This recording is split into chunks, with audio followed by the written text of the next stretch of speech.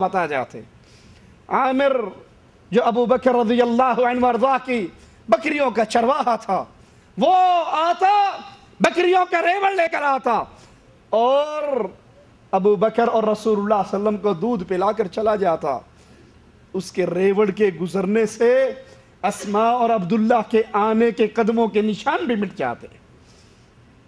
साथ भी अबू बकर, खाना भी अबू बकर के घर से, दूध भी अबू बकर के घर से, रिपोर्टिंग भी अबू बकर का घराना कर रहा है।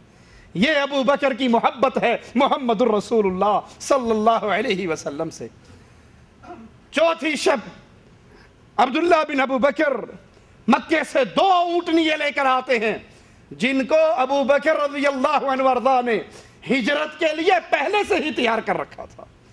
जब लोग हिजरत करने के लिए निकले, अबू बकर ने कहा था, आका मेरे लिए क्या हुक्म है? कहा तुम ठहर जाओ, हिजरत का मोहम्मद का साथी तुम बनोगे और हम इंशाअल्लाह अल्लाह के रास्ते में इकट्ठे हिजरत करेंगे। 2 ऊँटनियां लाते हैं और उस पर सवार होकर जब ये ऊँटनी आती है, हजरत अस्मा घर से खाना लेकर आती हैं, लेकिन खाना इस ऊँट के कचावे से बांधने के लिए अस्मा के पास रस्सी नहीं।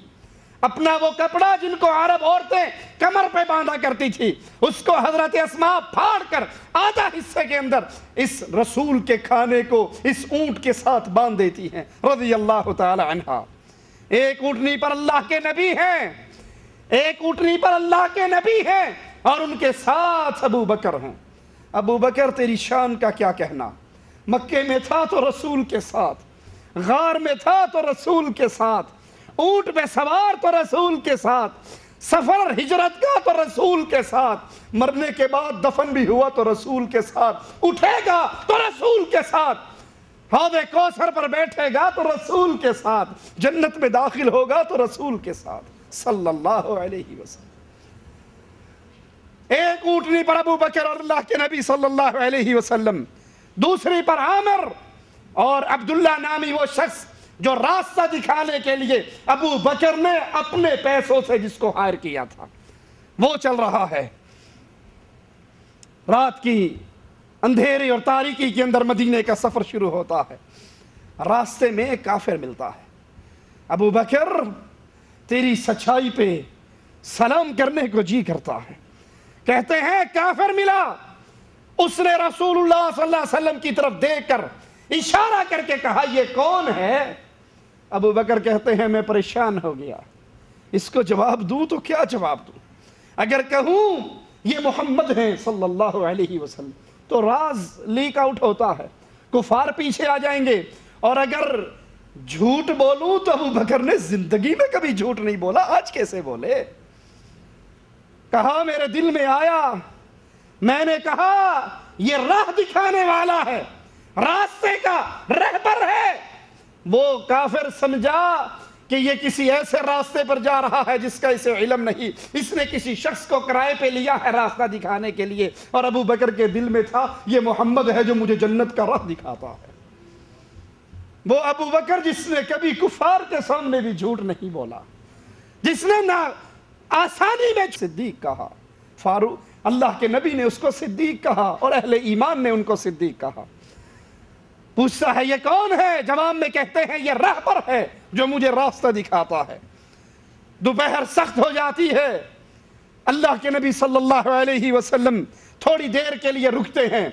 अबू बकर तलाश में लगते हैं, एक चट्टान देखते हैं जिसके नीचे जगह साफ करके अपनी चादर बिछाते हैं और अल्लाह के नबी सल्लल्लाहु अलैहि वसल्लम को वहां पे सुला देते हैं। आका सो जाते हैं, अबू बकर को फिर भी आराम नहीं मिलता।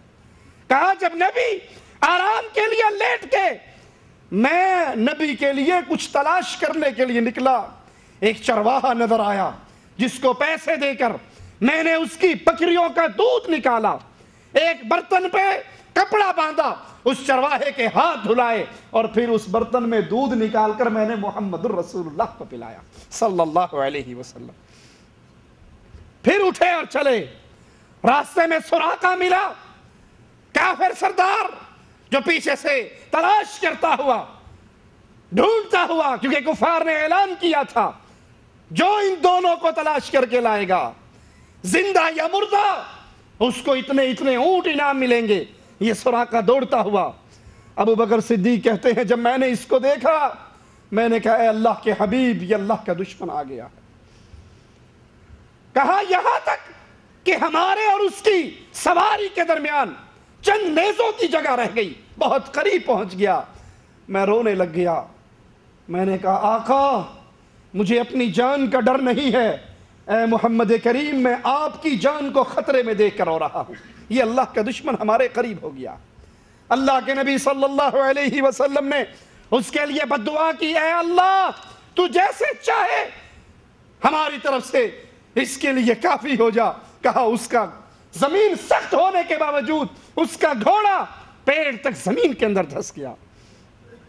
اس نے کہا میں واپس لوٹ جاتا ہوں، میرے لیے دعا کیجیے، میں اس عذاب سے بچ جاؤں، میں واپس لوٹ جاتا ہوں۔ اور نہ صرف واپس لوٹتا ہوں، اس راستے میں جتنے آئیں گے ان کو بھی واپس لوٹا دوں گا کہ اس راستے میں محمد کریم صلی اللہ علیہ وسلم نہیں ہے۔ آپ دعا کرتے ہیں وہ پھر آزاد ہو جاتا ہے، واپس لوٹ جاتا ہے۔ 17 رمضان 2 ہجری معرکہ بدر برپا ہوا، قریش کو شکست ہوئی، جنگی قیدی آئے۔ اللہ کے رسول صلی اللہ علیہ وسلم نے اپنے صحابہ سے مشورہ لیا ان قیدیوں کے بارے میں کیا کیا جائے۔ ابو بکر صدیق رضی اللہ عنہ وردہ کہنے لگے اے اللہ کے نبی یہ سب عزیز و اقارب ہیں، اے اللہ کے نبی ان سے فدیہ لے کر ان کو چھوڑ دو۔ جو رائے ابو بکر نے دی وہی رائے محمد کریم کو پسند آئی صلی اللہ علیہ وسلم۔ اس غزوہ کے اندر ابو بکر صدیق رضی اللہ عنہ وردہ اللہ کے نبی علیہ السلام کے ساتھ، اور آپ کی حفاظت کی ساری ذمہ داری ابو بکر صدیق نے اپنے ذمہ لی۔ 8 ہجری رمضان میں مکہ فتح ہوا۔ ابو بکر صدیق رضی اللہ عنہ وارضاہ کے والد ابو قحافہ اسی روز مسلمان ہوئے، ان کو اللہ کے نبی کی خدمت میں لایا گیا تو آپ نے فرمایا ابو بکر ان کو یہاں لے کر کیوں آئے ہو؟ یہ بزرگ ہیں، بوڑھے ہیں، ان کو یہاں لے کر کیوں آئے؟ میں خود ان کی خدمت میں جاتا، ان کو یہاں لے کر کیوں آئے؟ میں خود ان کے پاس پہنچتا۔ رجب 9 ہجری میں جب تبوک کا غزوہ پیش ہوا، اللہ کے رسول صلی اللہ علیہ وسلم نے اپنے صحابہ سے جہاد کے لیے چندہ مانگا، مال کا سوال کیا۔ شدید گرمی کا سفر، طویل سفر، صحابہ اپنا مال لے کر آ رہے ہیں۔ حضرت عمر رضی اللہ عنہ وارضاہ کہنے لگے میں نے سوچا آج نیکی کرنے میں میں ابو بکر سے سبقت لے جاؤں گا۔ میں نے اپنے گھر کے سارے مال کو اکٹھا کیا، پھر اس کو تقسیم کیا، آدھا مال اپنے گھر والوں کے لیے چھوڑ آیا، آدھا امام الانبیاء کے پاس لے آیا۔ آقا نے پوچھا عمر اتنا یہاں لائے ہو، گھر والوں کو کیا دے کر آئے ہو؟ کہا آقا آدھا آپ کے پاس لایا ہوں، آدھا گھر والوں کی ضرورت کا چھوڑ آیا ہوں۔ تھوڑی دیر گزری، ابو بکر بھی سامان لے کر آ گئے، اور عمر کہتے ہیں میں دل ہی دل میں خوش ہوں کہ آج ابو بکر کی نیکی سے عمر کی نیکی زیادہ ہو جائے گی۔ اللہ کے رسول صلی اللہ علیہ وسلم پوچھتے ہیں اے ابو بکر یہ مال یہاں میرے پاس جو لے کر آئے ہو، بچوں کے لیے کیا چھوڑ کر آئے ہو؟ گھر میں کیا دے کر آئے ہو؟ کہا آقا ابو بکر کے گھر میں جو کچھ تھا وہ آپ کے لیے لے کر آ گیا ہے، اور اپنے گھر میں اللہ اور اس کے رسول کی محبت کو چھوڑایا۔ عمر کہنے لگے مجھے یقین ہو گیا میں زندگی بھر ابو بکر سے نیکی کے میدان میں آگے نہیں بڑھ سکتا۔ اسی لیے تو مومنوں کی ماں عائشہ اپنے آقا کے ساتھ ایک چمکتی ہوئی رات میں کھلے آسمان کے تلے لیٹی ہوئی، آسمان کے چمکتے ہوئے ستاروں کو دیکھا اور دل میں سوال آیا، اپنے آقا سے پوچھا یا رسول اللہ صلی اللہ علیہ وسلم کیا کوئی ایسا انسان بھی ہے جس طرح آسمان کے تاروں کو کوئی گن نہیں سکتا، اس کی نیکیوں کو بھی نہ گنا جا سکتا ہو؟ آپ نے کہا ہاں صدیق کی بیٹی ہے۔ فوراً پوچھتی ہیں آقا وہ کون ہے؟ اور دل میں یہ ہے کہ نام میرے بابا کا لیا جائے گا۔ آپ فرماتے ہیں صدیق کی بیٹی میری امت میں خطاب کا بیٹا عمر، اس کی اتنی نیکیاں ہیں جتنی آسمان کے تارے ہیں۔ فوراً کہتی ہے یا رسول اللہ صلی اللہ علیہ وسلم، میرے بابا ابو بکر کی نیکیاں کہاں گئی؟ میرے بابا کی نیکیاں کہاں؟ عمر کی نیکیاں اتنی ہے، میرے بابا کی نیکیاں کہاں؟ آقا مسکراتے ہیں، کہتے ہیں عائشہ پوچھتی ہے صدیق کی نیکیوں کا اور پیمانہ بناتی ہے آسمان کے تاروں کو، آسمان کے سارے تارے صدیق کی غار میں میرے ساتھ گزاری ہی رات میں سے ایک نیکی کے برابر نہیں ہو سکتے۔ اسی لیے حضرت عمر کہا کرتے تھے عمر کی عمر بھر کی نیکییں ایک طرف، اور ابو بکر کی رسول کے ساتھ غار میں گزری ہوئی راتوں کی ایک نیکی ایک طرف، اس کے برابر نہیں ہو سکتی۔ کہتے تھے ابو بکر عمر کی عمر بھر کی نیکی لے لو اور اپنی اسے ایک نیکی کو مجھے دے دو۔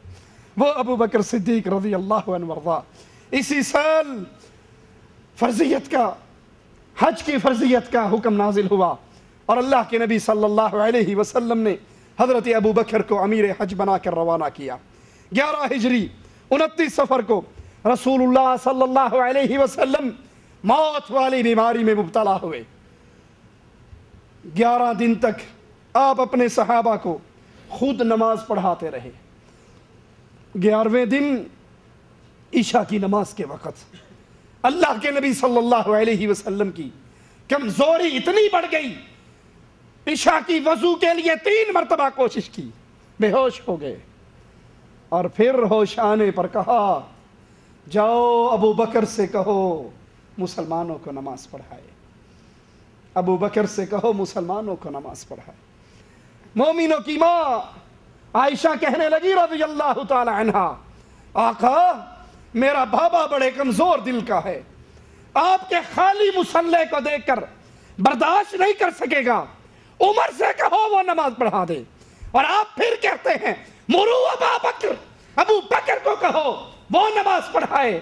مومنوں کی ماں عائشہ پھر کہتی ہے آقا عمر سے کہہ دو، اور نبی پھر کہتے ہیں ابو بکر سے کہو نماز پڑھائے، اور آخر میں کہتے ہیں اللہ، اس کا رسول اور اہل ایمان اس بات میں راضی نہیں ہوتے کہ ابو بکر کے ہوتے ہوئے مصلے پہ کوئی اور چڑھ جائے، محمد کا مصلہ ملے گا تو ابو بکر کو بھی۔ یہ کہنے والوں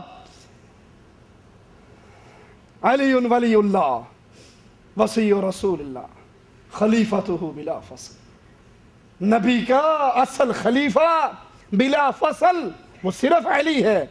یہ کہنے والوں کہ ابو بکر نے علی کی خلافت چھینی، عمر نے علی کی خلافت چھینی، عثمان نے علی کی خلافت چھینی، ارے خلافت چھیننے کی بات کرنے والوں، جب نبی کہہ رہے تھے ابو بکر سے کہو مصلے پہ کھڑا ہو جائے، علی نے اس وقت جا کر کیوں نہ کہا آقا یہ کس کو امامت دے رہے ہو، یہ اپنا نائب کس کو بنا رہے ہو؟